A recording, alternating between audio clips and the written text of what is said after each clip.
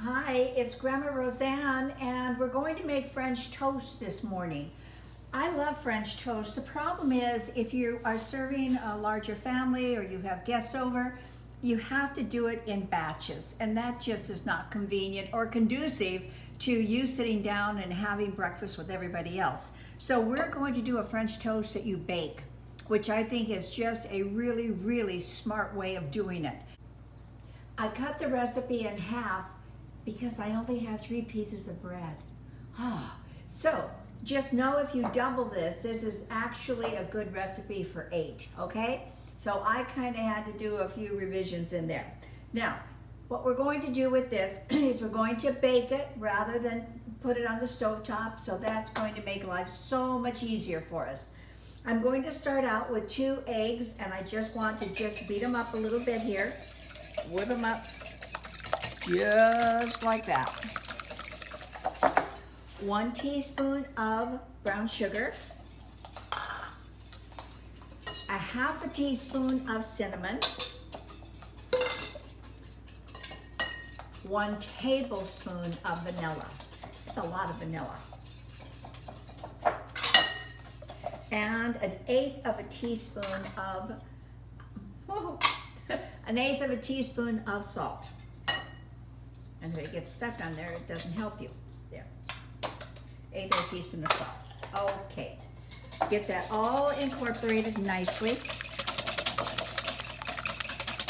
And ready. You just want to have a little bit of spray on the bottom. Now, I am doing just 3 pieces, so I'm using a very small pan here. But if you were doing 8 pieces, then you want to just get a sheet pan. That's going to work out perfectly fine for you. So our little pan is coated. I'm now going to add 1/2 cup of milk and 1 tablespoon of melted butter.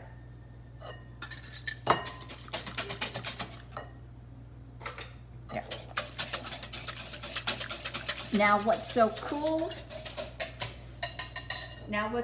about this recipe, how many times have we made French toast and then you have batter left over? What do you do with it? I throw it away, and I hate that. So what you're going to do is you're just going to pour it into your pan, just like that, and lay your French toast on top of it, just like this.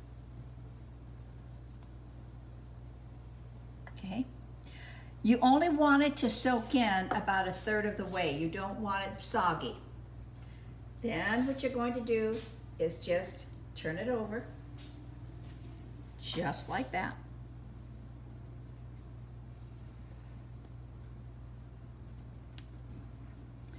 And what will happen here is that custard that you made there will be absorbed up into that bread. Now I'm going to put it in the oven on the lowest rack in the oven. It's going to be there for, let me just double check, 10 to 15 minutes. We're going to check just to make sure it's browned on the bottom. And then we have a second step, and then we eat. So here we go.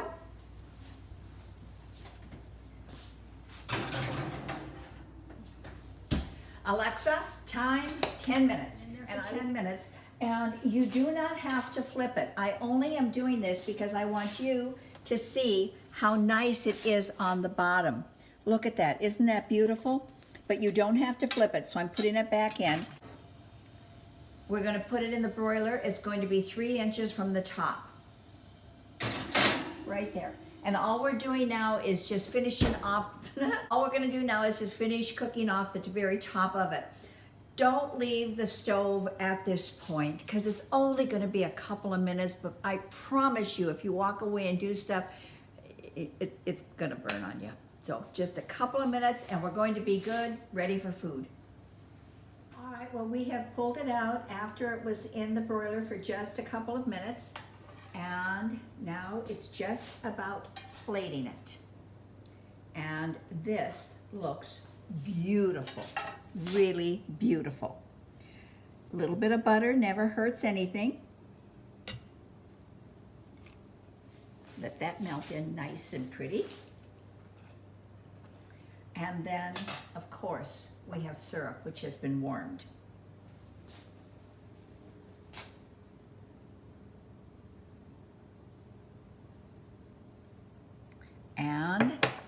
last finishing touches, a little bit of powdered sugar.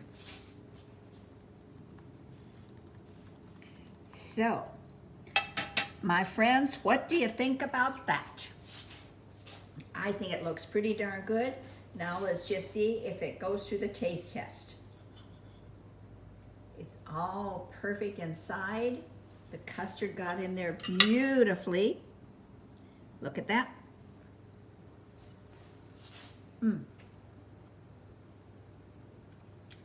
That is so good. So good. I know I have to share this with cameraman, but I think he is going to love it. So, with that being said, we're going to finish eating and come back, subscribe. I'll leave the ingredients below. Remember, if you want to double it, use a sheet pan. Makes life pretty easy. And thank you for coming. Hit the thumbs up and the little bell. We're posting every day. Bye. Thank you.